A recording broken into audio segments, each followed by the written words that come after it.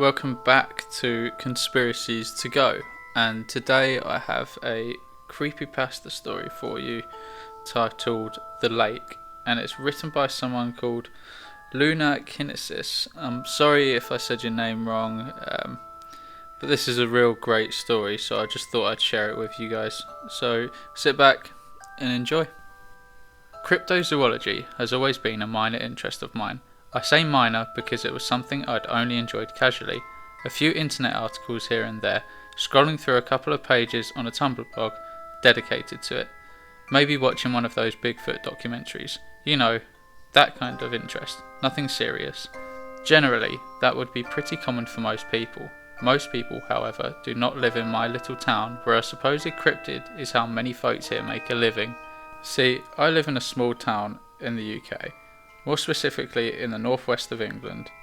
It's a tiny place not many people outside of the country have likely heard of, unless they've already been there for whatever reason or may have an interest in cryptids.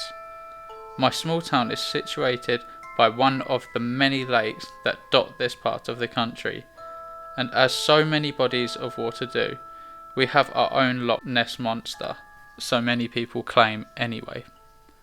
I'm sure many of you are sceptical of that, as you are of any monster. Who can blame you? I grew up here and didn't buy into that. I found it interesting, but I didn't believe it. Same as I didn't believe those who claim aliens probed their backsides, or that Bigfoot had destroyed their camp.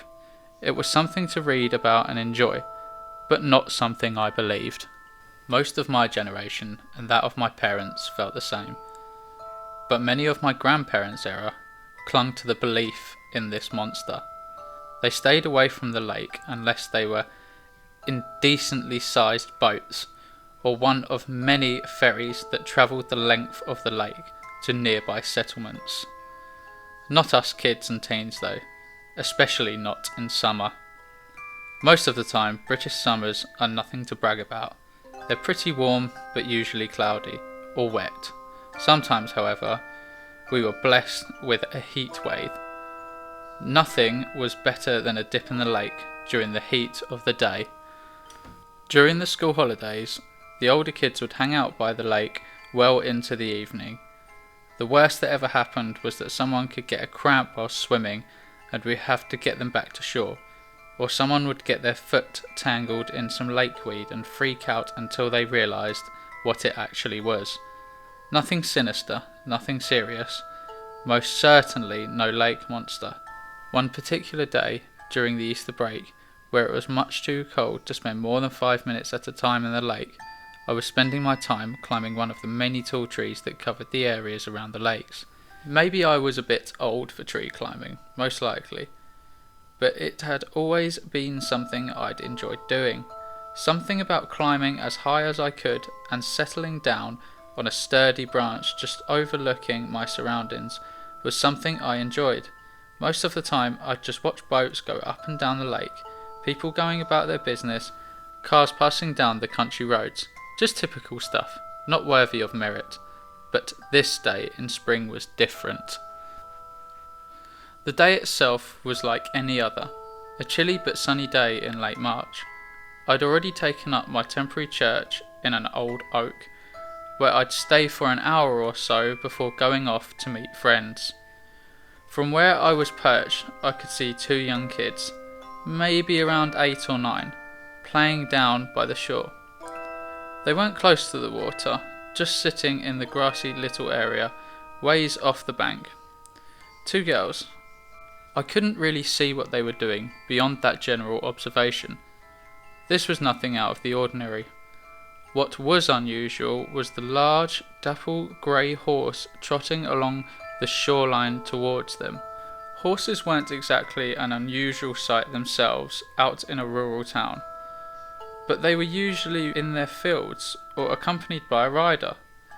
There was no one else in sight, and this horse had no saddle, bridle, or any other sort of riding gear. There are no true wild horses in the United Kingdom, and the only semi-wild horses make their home in the New Forest, somewhere right at the other side of the country. That left the option of having somehow gotten out of its field. For all it seemed too weird to me. In hindsight, it wasn't that unusual. Tourists were always crossing through private land and leaving gates open. Animals were bound to get out on occasion. The kids took immediate notice of the animal, looking up from their chatter and letting out delighted squeals I could hear even from my spot up in the tree. I watched as they ran up to it, fearless as all children were, oblivious to the fact that if they spooked it, one kick from its front or back legs could shatter their developing bones. I watched as the pair gleefully pet the animal. The horse itself didn't seem to mind the attention, which led me to think it was one frequently used for riding. Most likely one of those horses rented out to tourists so they could enjoy a ride through the countryside. The horse lowered its head, allowing one of the kids to press a hand to its muzzle. I could hear their delighted laughter as the pair took turns alternating between stroking its flank and head. It was pretty cute, I have to admit. There's always something magical about an unfamiliar animal being content with your presence. With how calm this horse seemed to be, I didn't bat an eye as it lowered itself to the ground.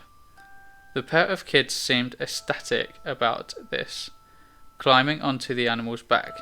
Not exactly safe or smart, but kids don't really think like that, and I'm sure the horse would have made it very clear if it didn't want them clambering all over it. It was a pretty damn big horse. It took me a few moments to realise the children were no longer letting out happy squeals and giggles, they were screaming. I couldn't understand why at first, but as my vision focused more on the horse, I knew.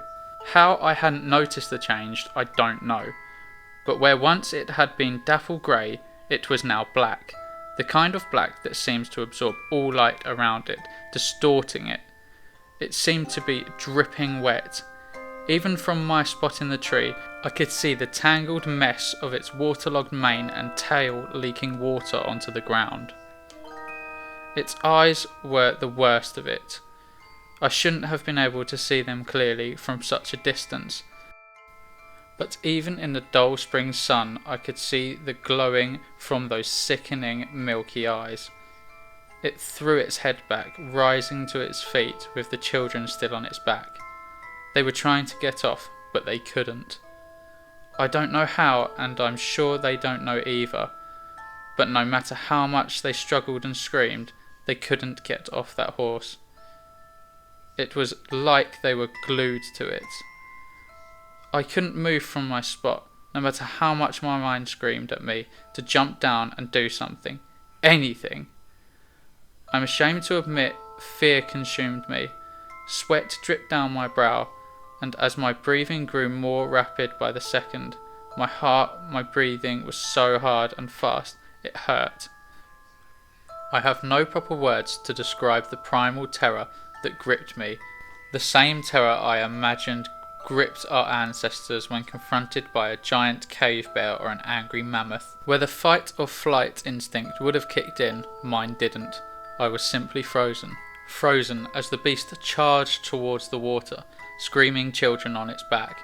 Their cries not silenced until their heads dipped under the water that frothed and bubbled as they struggled beneath the surface. Then nothing. Just an eerie stillness on that spring morning. Not even the birds sang. I think they knew. Animals just know these things. I don't know how long I sat up in that tree, just staring out over the water where that horse had vanished into the murk. I don't know what became of those kids, but I know they were never found and that they never will be. It was written off as an accidental drowning. Their parents beat themselves up over it, as any parent would. Nothing like this had ever happened before in our little community. Kids who grew up around the lake pretty much knew how to swim by the time they could walk, and they knew to be careful by the water. It didn't add up, of course, but beyond that, no one could explain it. I think the parents cling to the hope that their children simply ran away or were kidnapped, so that they might one day find them. and I can't blame them for it. I never told anyone what I saw. No one would have believed me anyway, save for a few ancient crones nobody took seriously who frequently babbled about ghosts and ghouls. It haunts me that I did nothing, that I simply watched as those innocent children were pulled into a watery grave. I never went into the lake after that. To anyone that asked, I simply said that I didn't like the way the smell of the lake water clung to me. I didn't think I'd ever tell this story, but I still live in this town over a decade later, and last night I saw a dapple grey horse stalking along the waterside. Thank you for listening, and as usual, let me know what you thought on Instagram at Conspiracies to Go. Take care.